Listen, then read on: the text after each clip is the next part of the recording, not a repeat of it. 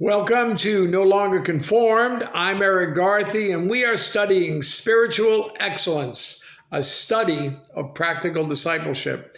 In this session, we'll be looking at Mark chapter 14, verses 3 through 9. Excellence calls for extravagant love. Let's read our text in Mark chapter 14, beginning with verse 3. And being in Bethany at the house of Simon the leper, as he sat at the table, a woman came having an alabaster flask of very costly oil of spikenard. Then she broke the flask and poured it on his head. But there were some who were indignant among themselves and said, "Why is this fragrant oil wasted? For it might have been sold for more than 300 denarii and given to the poor." And they criticized her sharply, but Jesus said, "Let her alone. Why do you trouble her? She has done a good work for me. For you have the poor with you always, and whenever you wish, you may do them good. But me you do not have always. She has done what she could. She has come beforehand to anoint my body for burial. Assuredly, I say to you, wherever this gospel is preached in the whole world, what this woman has done will also be told as a memorial to her." Imagine having been one of the guests at that table. How would you have responded? Would you have been uncomfortable? Or would you have regretted not showing your love for Jesus in an extravagant way? You have an alabaster jar. You possess one. It's your own life. In fact, you have been commanded to pour it out. Mark chapter 12, verse 30. And you shall love the Lord your God with all your heart, with all your soul, with all your mind, and with all your strength. This is the first commandment. What does it mean to love in this total manner? Well, John 14, verse 15. If you love me, keep my commandments. John 14, verse 21. He who has my commandments and keeps them, it's he who loves me. And he who loves me will be loved by my Father, and I will love him and manifest myself to him. Then if you drop down a couple of verses to verse 23, Jesus answered and said to him, if anyone loves me, he will keep my word. And my Father will love him, and we will come to him and make our home with him. John 15, verse 10. If you keep my commandments, you will abide in my love, just as I have kept my Father's commandments and abide in his love. 1 John chapter 2, verse 3 down to verse 6.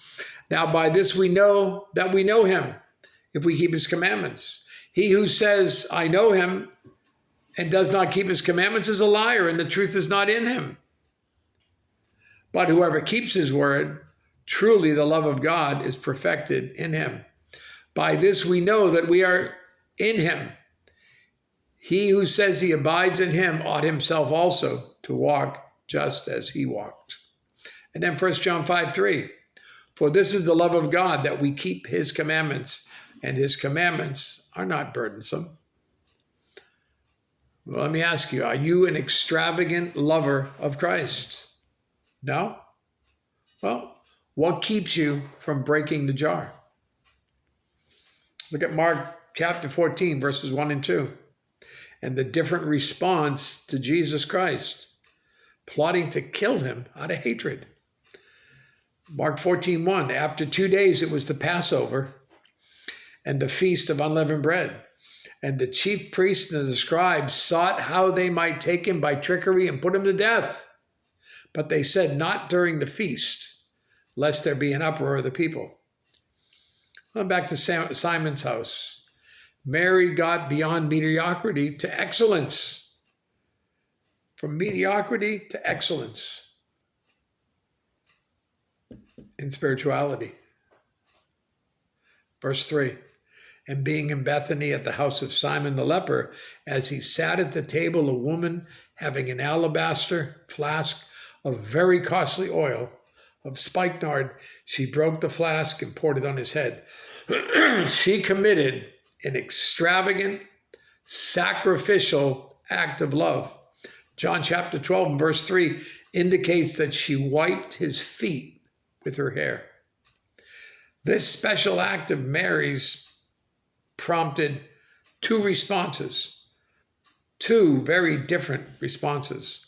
First, she was criticized by the people, verses 4 and 5. But there were some who were indignant among themselves and said, "Why was this fragrant oil wasted? For it might have been sold for more than 300 denarii and given to the poor." And they criticized her sharply. It was a waste of good money. And then second, the people were rebuked by Jesus. Verses 6 through 8. But Jesus said, "Let her alone. Why do you trouble her? She's done a good work for me. For you have the poor with you always, and whenever you wish, you may do them good. But me you do not have always. She's done what she could.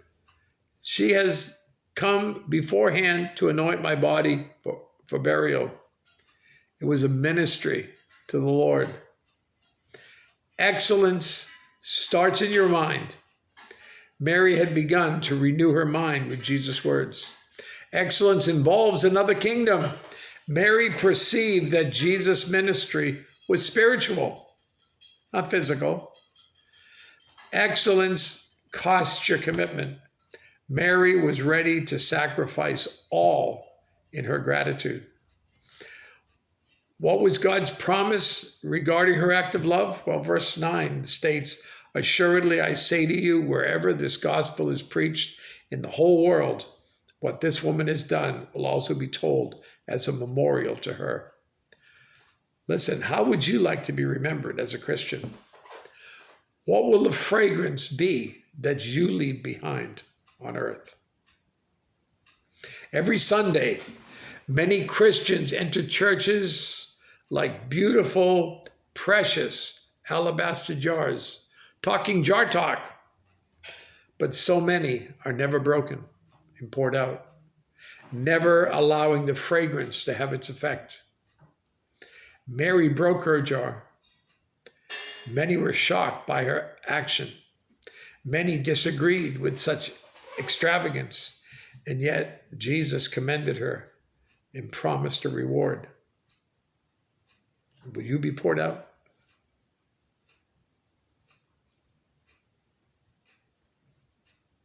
You have a great day.